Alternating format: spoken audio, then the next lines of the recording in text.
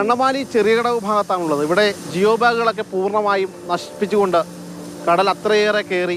എനിക്ക് തൊട്ട് പുറകിൽ കാണുന്ന ആ 2 വീടുകൾ, ഏകദേശം ആ ഒരു വീട് പൂർണ്ണമായും തകർത്തു.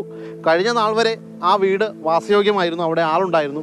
ഇന്ന് ആ വീട്ടിൽ ഒരാൾ പോലും ഇല്ല. ആ വീട് പൂർണ്ണമായും തകർന്നിരിക്കുകയാണ്. നമുക്ക് തൊട്ടിപ്പുറത്ത് ദേ ഒരാളെ കാണാം, ദേ കിടക്കുന്നത് കണ്ടോ. ആ വീട്ടിലെ ഒരു അന്തേവാസിയാണെന്ന് വേണമെങ്കിൽ പറയാം. ആ നായയുടെ മുഖത്തേക്ക് നോക്കിയാൽ അതിൻ്റെ ദുഃഖം നമുക്ക് മനസ്സിലാവും. ഇന്നലെ വരെ ആ വീട് ആ നായക്കും കൂടി അഭയമായിരുന്നു. ഇന്ന് ആ വീട്ടുകാരുമില്ല. ഇന്നിപ്പോൾ ആ നായ മാത്രം ഇവിടെ ഒറ്റയ്ക്ക് നിൽക്കുന്നൊരു സാഹചര്യമാണുള്ളത്. ഇതുകൂടാതെ തൊട്ടപ്പുറത്ത് നിരവധി വീടുകളുണ്ട്. ആ വീടുകളുടേക്കും അവസ്ഥ ഇതൊക്കെ തന്നെയാണ്. ഓരോ വീടുകളും കടലെടുക്കുമ്പോഴും ആളുകൾക്ക് പേടിയാണ്. അപ്പോഴും തൻ്റെ വീട് സംരക്ഷിക്കേണ്ട ഉത്തരവാദിത്വം ആ വീടിൻ്റെ ഗൃഹനാഥനുണ്ട്. എത്രത്തോളം കാക്കാമോ അത്രത്തോളം തൻ്റെ വീടിനെ സംരക്ഷിക്കാനുള്ളതൊക്കെ ചെയ്യും എന്നതാണ് ഇവിടത്തെക്കാർക്ക് ചെയ്യാനുള്ള ആകെ മാർഗം. ബന്ധപ്പെട്ട അധികാരികൾ ഇത് കാണണം. ഈ 10 കൊല്ലമായിട്ട് ഭയങ്കര കയറ്റമാണ്, തീരെയും ജീവിക്കാൻ പറ്റാനില്ല. നമ്മളിപ്പോൾ ഈ തൊഴിലിനും പോകാൻ പറ്റാനില്ല. കടലിലെ പണിക്കും കായലിലെ പണിക്കും പുറം പണിക്കൊക്കെ പോകണത്. പക്ഷേ നമുക്ക് പണിക്ക് ജോലിക്ക് പോകാൻ പറ്റാനില്ല. 2 മാസം തീർത്തും ജോലിക്ക് പോകാൻ പറ്റിയില്ല. ഇനി കർക്കിടവാവ് കഴിയണം, ഈ കടലിയേറ്റം കഴിയണമെങ്കിൽ. അതുവരെ പേടിച്ച് ജീവിക്കാൻ പറ്റുള്ളൂ.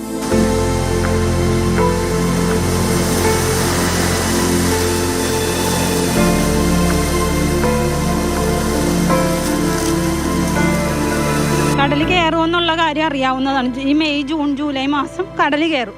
അപ്പോൾ അതിന് മുമ്പേ താൽക്കാല ഭിത്തി കെട്ടാതെ വഴി തടഞ്ഞിട്ട് ഒരു കാര്യമില്ല. ഇക്കാരണം കൊണ്ട് നമുക്ക് ചെയ്യണമെങ്കിൽ അതിന് മുമ്പേ ചെയ്യണം. അപ്പോൾ ഈ സർക്കാരിലിരിക്കുന്നവർക്ക്, വിദ്യാഭ്യാസമുള്ളവർക്ക് അവർക്ക് ചിന്തിക്കാൻ പാടില്ല. ഇത് എന്തോരം പാവങ്ങളെ ഇങ്ങനെ നടന്നിട്ട് ബുദ്ധിമുട്ട് അനുഭവിക്കണമെന്ന് അറിയാമോ? ഏകദേശം 8ഓളം വീടുകളാണ് ഇന്നലെയും മിനിഞ്ഞാന്നും ഒക്കെ ഉണ്ടായ കടൽക്ഷോഭത്തിൽ ഇവിടെ തകർന്നതെന്നാണ് ഇവർ തന്നെ പറയുന്നത്. നാളെ ആരുടെ വീട് എന്നൊരു ഊഴം കാത്തിരിക്കേണ്ട ഒരവസ്ഥ കൂടി ഇവിടത്തുകാർക്കുണ്ട്.